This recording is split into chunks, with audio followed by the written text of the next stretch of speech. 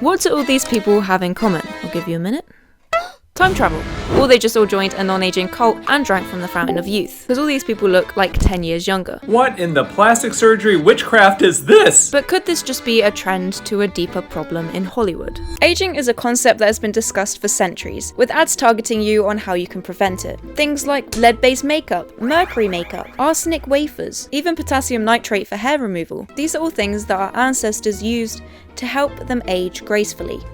Little did they know, our poor ancestors. Now over time we've had even more resources and procedures to keep you in your prime. But is that really a good thing? Many people have noticed that due to these procedures, which includes fillers, facelifts, nose jobs, hairline procedures, even Ozempic, which I know is better than eating tapeworms like they used to do in the 1930s, but actors are getting less expressive and people are getting more unrealistic. But is this coming from a place of want or a place of need? Disclaimer, this video is not by any means made to harm or attack anyone who has or would like cosmetic surgery. Everyone is entitled to do what they want with their own bodies. Also, I use the word cult, but it's not actually a real cult that we know of. Can we just talk about plastic surgery since we're on this? Yeah, let's talk. So why is all this happening? Well, beauty standards are getting more and more strict. Things like social media has led to an influx of judgment on people's bodies and appearance. Whether we like it or not, the algorithm tends to push the conventionally attractive, which can be harmful to many young people. A 2013 survey of Girl Guide's attitudes suggested that a third of 11 to 21-year-olds in the UK that were unhappy with the way they looked, and more than a quarter would consider cosmetic surgery. And that was in 2013. So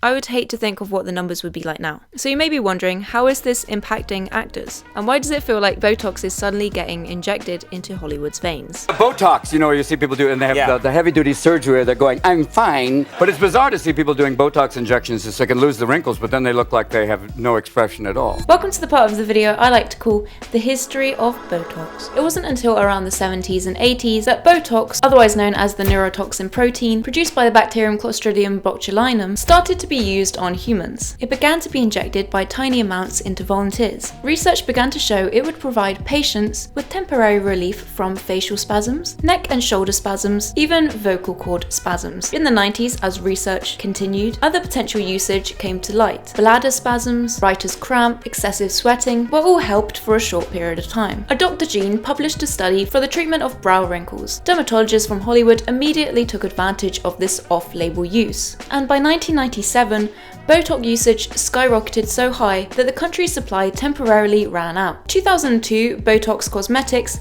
the frown line fixer, got its official government go-ahead. Before long, Botox began to show up everywhere. It became a staple in TV makeover shows. Everyone wanted some of this beauty secret. By the end of 2006, Botox had soared so high that it reached past the 1 billion mark. So when you think about it, that is actually not that long ago. Thank you for listening to my very quick summary of what Botox is.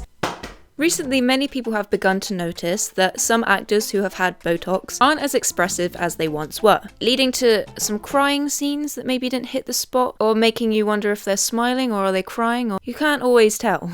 You'd think that as an actor, being able to express yourself is the most important part of the job. Some even say that the Botox and fillers are so distracting that they impact the performance. I am not against plastic surgery, but am I so evil for not wanting to watch a TV show where the main characters can't express themselves because these are their eyes and their eyebrows? I don't want to watch it. Things like period dramas, which we've talked about before, are mostly affected by this. Birthing the term iPhone face, which kind of makes me just want to jump in a well and stay there for a few days. So for the people who don't know what iPhone face is basically the term of someone who has a very modern looking face, usually has some sort of filler, Botox, that they would not fit the typical look of a period drama. Also because they have the face of someone who would know what an iPhone is. I think. There's so many terms, but you wouldn't necessarily see people with this type of face in the 18th century or the 19th century, and that's ultimately what iPhone face is. In 2003, Amelia Hill wrote an article for The Observer titled "Actors Warned to Keep Off the Botox," talking about how producers and directors are refusing to employ actors who have gotten Botox. At the time, directors like Martin Scorsese complained that Botox is so popular among actors that they are no longer able to act with facial expression. And that was in 2003. So it's interesting as the more time goes on that we see more movies and TV shows being made with anti-aging storylines. The substance Substance being one of the most insane movies I've ever watched. It's so disturbing, not just in a visual way, but also the way it tackles how striving for beauty and perfection can lead to a form of self-mutilization, begging the question that are people so obsessed with perfection that they'd go to any length to get it? Now, we have to be honest with ourselves. Surgery or not, celebrities are going to get criticised or judged for the way they look. We have seen this presented multiple times. If a celebrity decided to age gracefully, not wear makeup, not get any surgery, they would fall to the same or worse fate as someone who did. There's always some standard of beauty that you're not meeting. Because if you're thin enough, then you don't have that ass that everybody wants. But if you have enough weight on you to have an ass, then your stomach isn't flat enough. It's all just fucking impossible.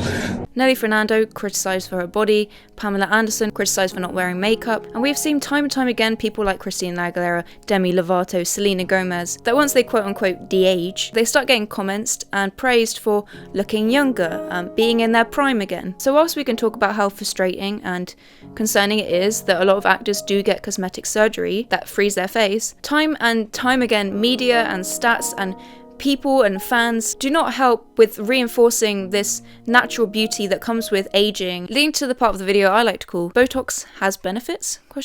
Hollywood is known for having a history that, even though I know sounds really harsh, kicking out the old and replacing with the new. It's getting procedures actually helping actors get roles and staying with better roles for longer. In a recent interview with Guardian, actress Kaylee Horns, I hope I said that right, said that roles for midlife women are slowly improving but not great. By the age of 38, Horns was cast as a grandmother, and by the age of 48, 10 years later, is playing a retired hitman in the series The Assassin. Just as a disclaimer, there is no evidence or reports of her actually having surgery, but the media and fans have speculated that she might have got something done, due to some changes of her appearance. A lot of actors, especially women, consider getting surgery in their mid to late 20s, feeling as though they don't even have a choice against the matter, knowing that the younger they look, the more fun and interesting the roles that they will get may be. Which is really sad that actors and young women feel as though they have to get surgery in order to land good roles for longer.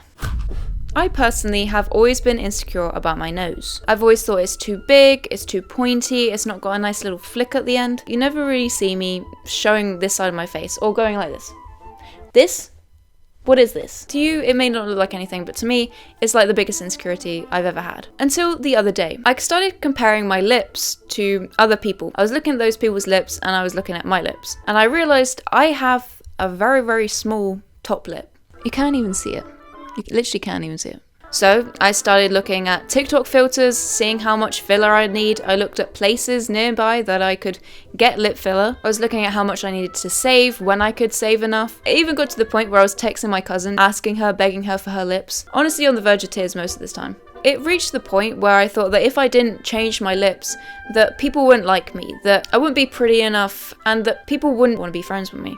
I googled some pictures of Emma Watson and I felt a bit better. Ultimately, what I'm trying to say is it's very hard to escape this thought pattern, as whether we like to admit it or not, pretty privilege is a thing. We wouldn't have ads talking about genetics if it wasn't. Everyone ages. So how come when it comes to humans, it's such a negative thing, something that we literally all try and avoid? I know you could look at me and be like, well, girl, you're young. Wait for another 30 years. And you might be right. You might be right. In 30 years, I might be like, I'll get a nose job, lip filler, boob job, Brazilian butt lift. I'll get it all. What I'm trying to say is I hope the world is at a point where I don't feel like I have to. And I'm not saying this is for everyone, because I know some people generally want to get surgery because it will make them feel a lot better, which for those people, you go and do that. But I just wanted to share that little story with you. But back to the video. It is nice that we have started seeing more celebrities openly talk about the surgeries they've got done and embracing their natural beauty. I'd rather see myself. I'd rather see my face aging than a face that doesn't belong to me at all. People like Pamela Anderson have really been at the forefront of, embracing wearing natural makeup or no makeup at all. And while that's us ladies covered, let's talk about the men. So, men. Now, it's no secret in Hollywood that men have somewhat had it easier. I could feel the comments coming. Please wait. Wait. Now, before you come for me in the comments, I know that men in the industry do have their own set of different problems than women when it comes to having to look built in every movie or getting hair transplants, the receding hairlines. But with that said, there is no female equivalent to the term silver... What? But with that said, there is no equivalent to the term silver fox. Not saying that men don't get procedures, as we've already talked about the hair transplants, and Simon Cowell. He has had a lot of procedures done. He's like one of the men that I think of when I think of someone who's had plastic surgery. Him and Zac Efron. Now I know Zac Efron has had surgery because of his jaw, but with men getting procedures, it's not as noticed or talked about. Age gaps in movies have always existed, with many male actors getting paired with love interests that are several years younger than them, but that, my friends, is a topic for another video. Click that notification, subscribe. I will talk about men again, because I know there's a lot of men who watch me. So hi men. Female actors also tend to start and finish their careers earlier. Really good roles for women tend to be a smaller window than men getting roles that are really good. Now we are beginning to see that change with more women getting into production, writing stories, and just Hollywood is a different place than it was, let's say, 80 years ago. And the change is really good, and I like it. Keep going, guys. Conclusion.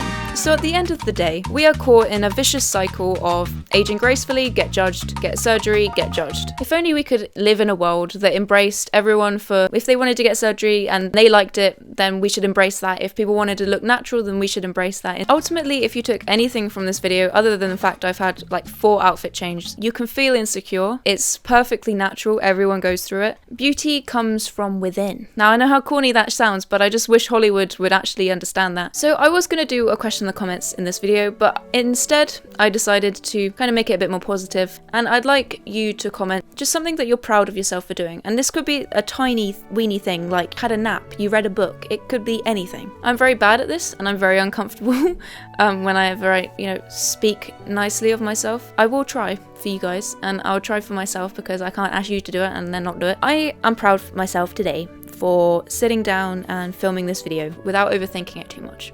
And I know that's really simple, but that's how easy it is, guys. Go in the comments, write something right now, please. Otherwise I'll look really stupid. I hope you guys have a wonderful day, and I will see you in my next video. Bye!